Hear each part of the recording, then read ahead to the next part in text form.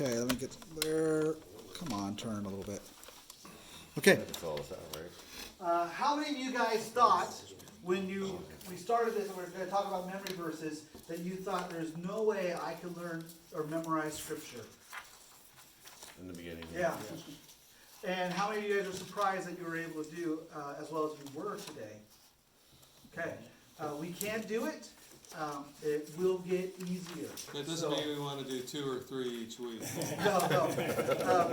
I will tell you that there's, last week I messed up the girls. I said, yeah, we're going to do the first 2. What I meant was the first 2 verses, Ezekiel 22, 30, and 31. What they thought I meant was do Ezekiel and then do Psalm 1, chapter 1, the first 2 verses. And they're like, that's so much. I was like, oh, no, that's bad communication. Sorry. So we are only going to learn one section, like Psalm 1, verses 1 and 2 next week. It'll always be like that. There may be 1 or 2 verses, but you're not going to have to learn like a grouping, just so you are aware. Today we're talking about goals and making individual goals. Before we get going real quick, I want to make sure, if you guys remember this, everything rise and falls on what? Leadership. We're going to say that over and over and over because, like a memory verse, repetition will help you remember it. And so, does anybody remember who said that first? Or maybe who just, one of the famous people who said it? You. Okay, yeah, thank you. I don't think I'm quite famous yet. Even if my hat says Captain Awesome. John Maxwell, Benjamin Franklin, and Harry Truman have all been quoted as saying that. So, good leaders who have made big differences. Okay, a goal is not a goal if it is not written down. A goal is not a goal if it is not written down. So, do you have a pencil? Okay, good. So, write it out, write it out, write it out. Go ahead and write out all your goals. If it's not written out, it's called wishful thinking, it's called dreaming, about having the desire to do something but nothing really happens with it. For example, I should know a pizza company by now. I wanted to open up my own pizza restaurant. I got a really good recipe that I ripped off of some of the famous guys. I can't remember their names right now, but I got the dough from Bobby Filet and the sauce from the guy who cusses all the time. But he makes good food. Doesn't matter. Gordon Ramsay. Yeah, thank you. I could make a really great pizza. You know what? It's a dream. It's fun to think about. Is it really a goal? No. Yeah, I'd make a great pizza too, so I'm thinking of challenges maybe in I order. think we should, yes. Except to buy my ingredients, if I were to buy all of them without any toppings, it's $70. So I have to really like the Really? pizza. No, you didn't open a shop. What's that? Can't afford it. But yeah, it's good. That means I can make lots of pizzas with that, but still, it's expensive. Goals that are written down means that there's a commitment level that is there. In fact, let's go ahead and just write that one on down. Number 2 on your outline. A written down goal demonstrates commitment.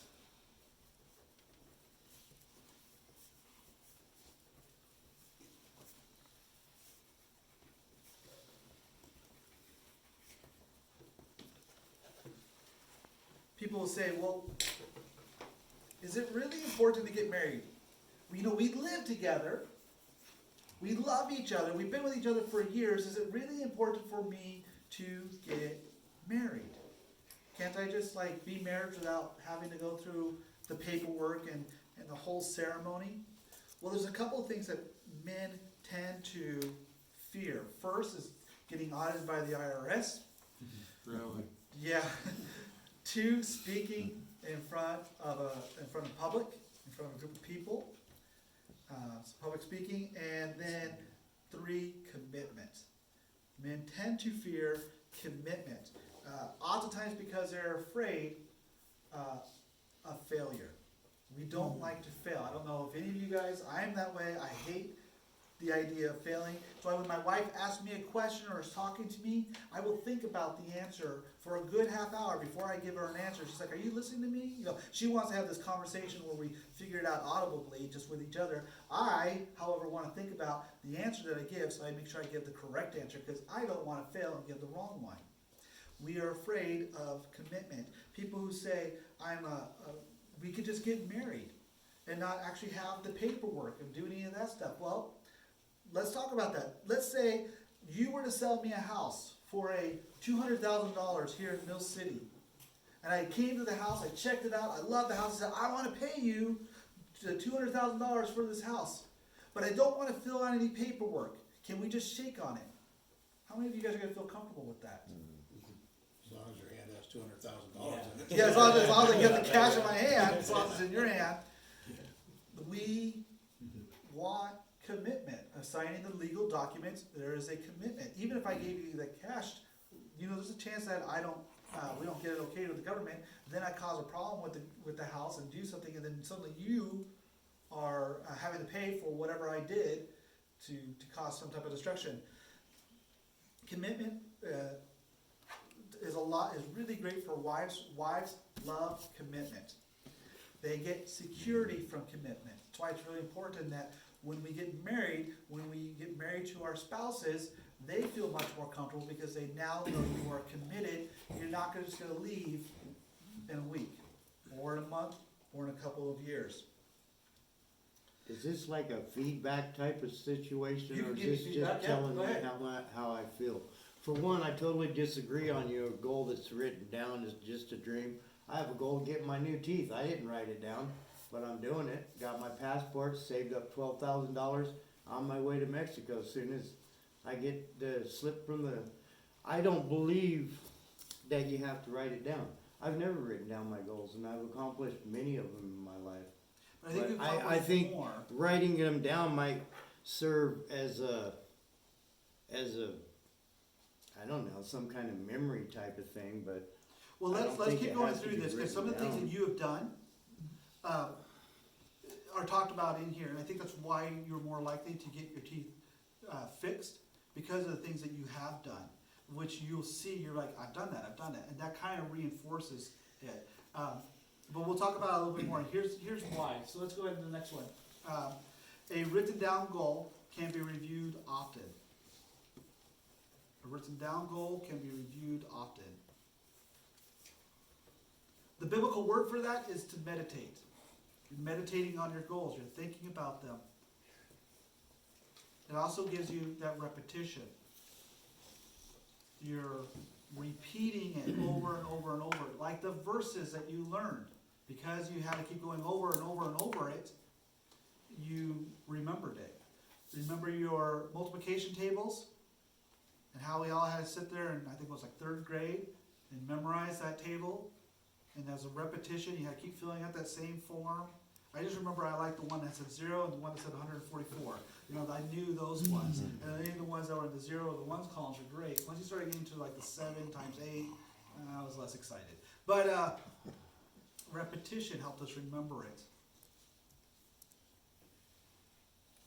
Now, a goal that is reviewed at least weekly is 10,000 times more likely to be accomplished.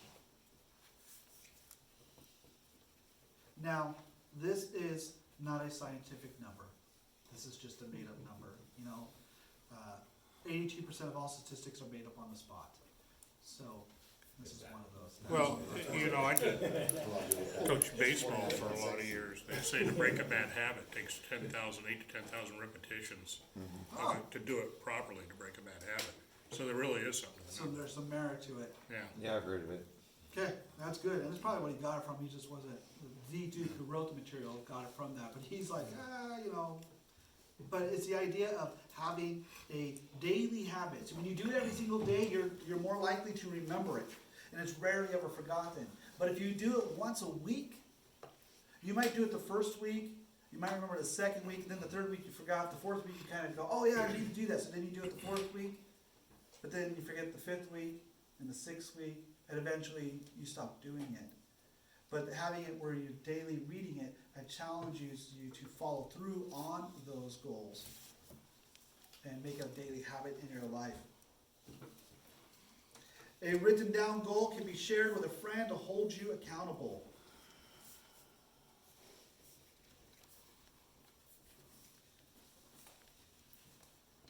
In front of you, you all have two pieces of paper. One that says Paul's 2002 prayer. Sorry, no, should not stand in front of the TV. The other one says Paul's 2002 goals. Those are my 21 goals. That is my prayer. I pray that prayer every single day to start off my prayers. That's what I start with. Then I move on to the Lord's Prayer, and then I move on to praying for my family. Then I start praying for the congregation and specific needs that I know about. You know, like a friend of mine's got, a friend of my mom has got cancer, so I pray for her every single day until that changes. Then I'll take that off my prayer list and move on to the next thing. But we're going to talk about prayer later on. I'm giving you this piece of paper because you can say, hey, Paul, did you do your prayer? That committed prayer, that one that you gave us? I am now sharing that with you to hold me accountable. Am I doing it? Same with my goals that are in front of you. I have 21 goals. I read them every single day. You could ask. Now, one of them I've already accomplished. The last one on there, so I was really happy. That took me like 3 days, maybe. I don't even know if it took me that long. But it was really important for me to do. So kind of check that one off. But it allows you to hold me accountable to that. I had a friend.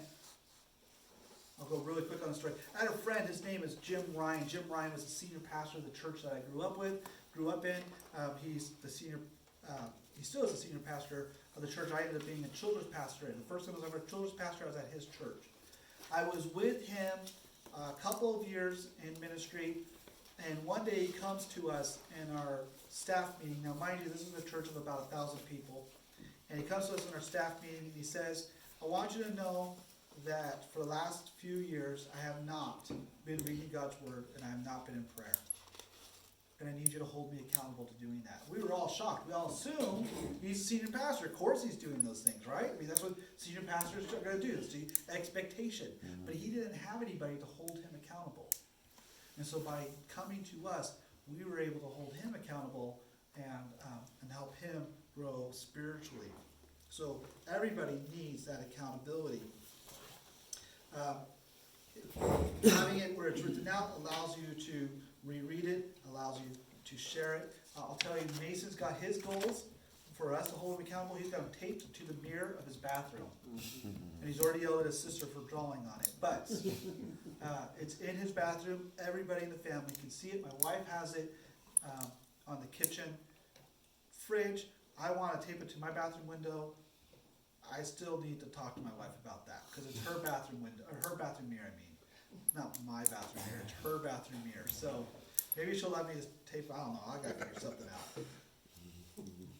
Her bathroom though, I'll just leave it at that. You probably know what I mean by that. Number 6, goals that we are lovingly but firmly held accountable to will move us to greater accomplishments.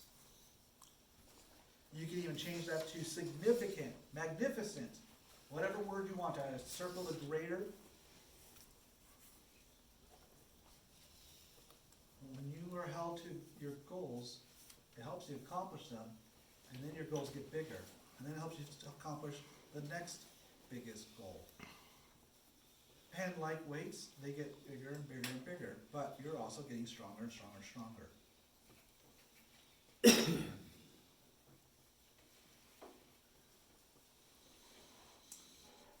Number 7, a good goal is always measurable. A good goal is always measurable.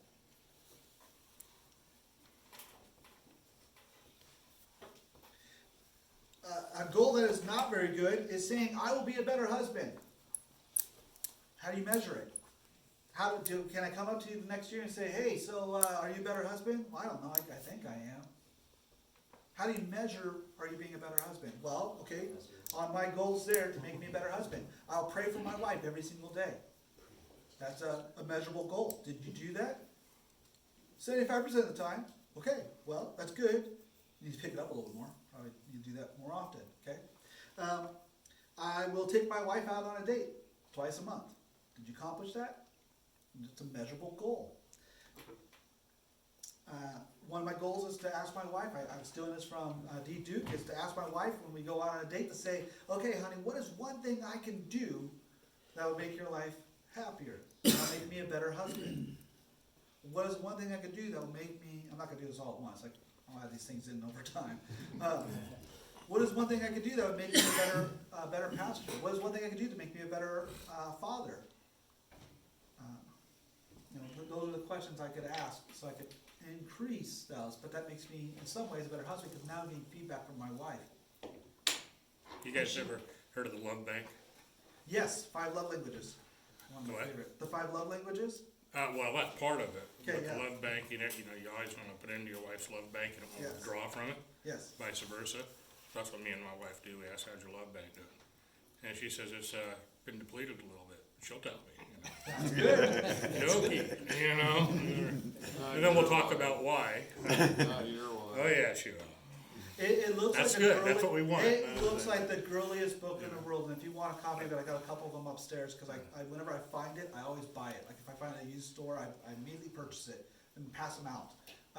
The 5 love languages, it's a wonderful book. It will help you, if you think you really know your spouse, it'll help you understand them even better. I actually use it with my children as well, like Mason's love language is quality time, mine is touch, my wife is quality times and acts of service. Some people have gifts, like they like to receive gifts, and some people like to receive words of affirmation. It's a wonderful book.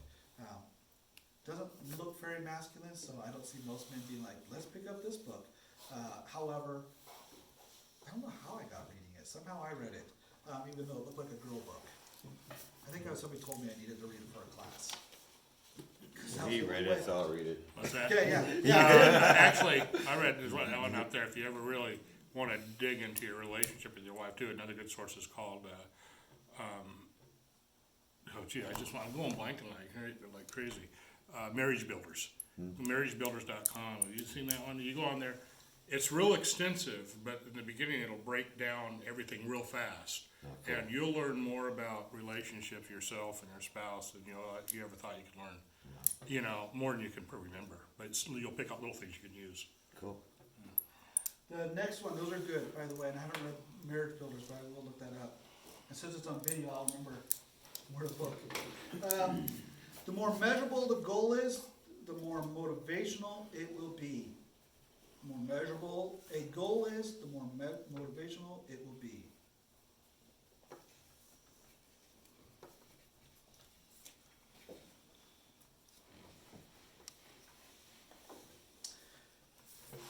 My son and I decided last year to go kayaking at Subtle Lake. And we got in the kayak and we went, we got in, and then I think it was Ashton wanted to get in with us, so Ashton got in, so we started kayaking with him, and then Mom, Kimmy, was out in the inner tube and grabbed onto the back of the kayak because then she didn't have to do any work. And we took her halfway down the lake, turned around, went back, dropped him off, and he and I wanted to go investigate, I don't know, maybe more me, wanted to go investigate this other area, but it was on the clear other side of the lake, so we kayaked back down there with Ashton. Ashton was bored to tears, and because there's nothing for him to do, we checked out this river area, and then we had to get on back. There was storm was coming in, winds were picking up, and on this lake, if you're to picture like a big long oval, there was this huge inlet right here. And I knew that if we just went from point A to point B and cut across this inlet, we can cut some time down and cut some energy and work down. But as we were going out there, the waves are getting bigger, the storm's coming on in, and it really did not feel like we were making any progress. And we were getting tired. I was losing my motivation. I think you were losing your motivation. We were doing it. He was doing much better than me because he's young, and I was not in the same shape that he was in. So eventually what I said is, let's go closer to the land, and let's hug the land.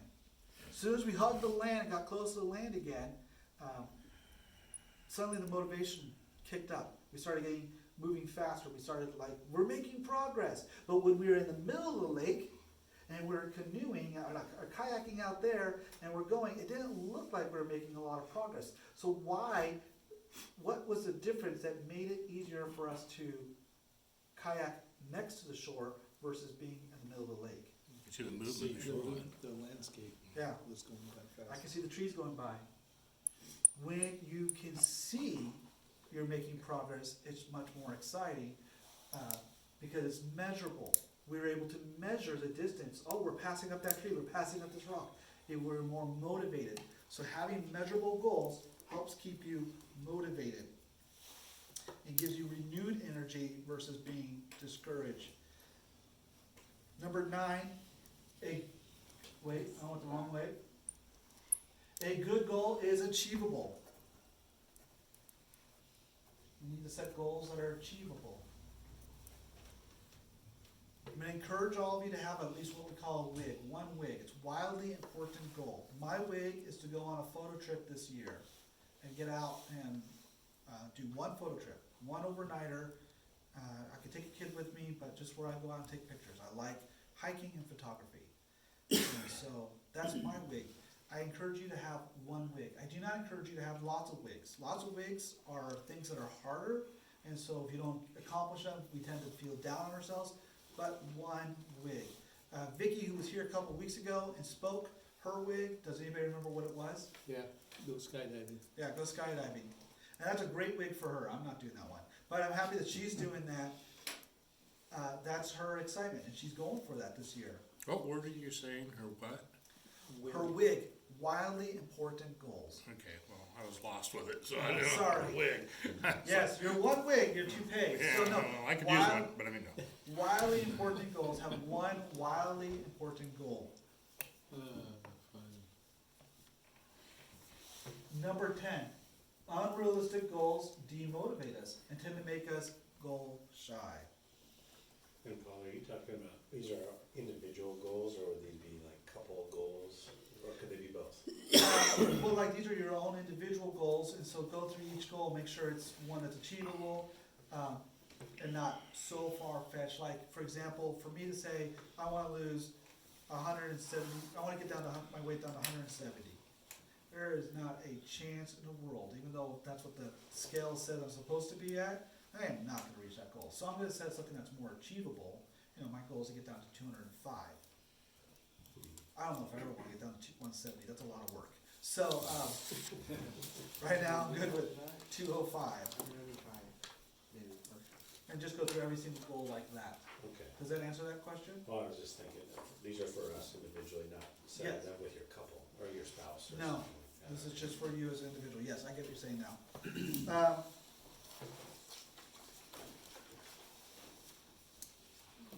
My success rate on my goals, I wanna make sure that I achieve at least 66% of all my goals this year. Some people might say, I wanna set it at 50. What is your percentage that you wanna pass? Well, if I succeed and pass 75% of all my goals, then I'm gonna probably make my goals the next year just a little bit harder, because I wanna keep them in that range. Like if I get 100% of my goals done this year, probably set my goal bar too low. I need to raise it up a little bit higher to stretch me. And so have like a 75, that's a high success rate, 66 being a low. And so it allows us to grow without completely killing ourselves. It's my teacher in me, but if you're setting your goals at 66%, that's like a D. That's my lowest end. I mean, I'm just going for 75%. You better say that. You just got schooled. If your goals are set too high and you're not able to achieve them, how many of you guys would feel how many you think likely you would want to do it again next year? I would say, don't set so many goals, only set 1 or 2 goals that you go for 100% instead of setting 20 goals to start with, you know, then when you reduce to that 60%, say, well, I would say start small. Yeah, and Get actually ahead. the